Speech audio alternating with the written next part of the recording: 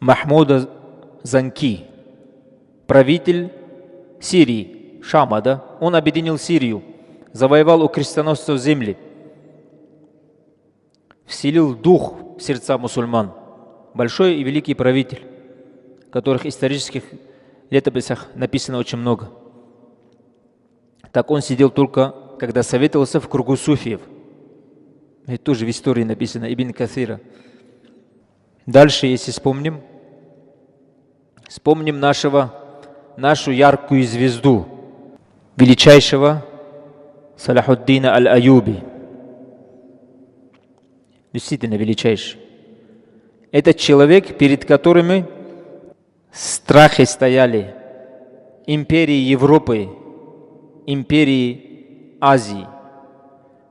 Человек, который перебил и уничтожил объединенное войско крестоносцев всей Европы.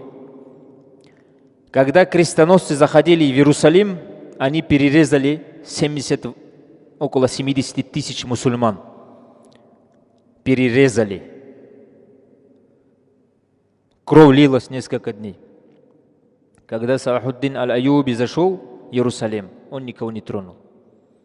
Он сказал, что это моя религия так велит. До сих пор, когда речь идет в Европе, его называют Саладин. А Саладины, европейцы, хвалят его, восхищаются им.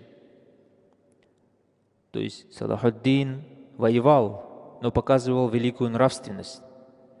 Величайший воин, сподвижник ислама, меч Аллаха, перед тем, как завоевать Иерусалим.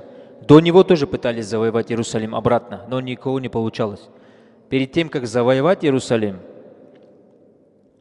он отправил свое войско к шейхам тарикат, построил по всем своим землям, которым он владел, зави, хакки, в которых обучались муриды у шейхов тарикат. Тоже исторические данные, там, никуда не уйдешь ты от этого, не перепишешь ты это. И после того, как они прошли обучение у шейхов тариката, они взяли этот Иерусалим. До этого 70 лет он был в руках у крестоносцев.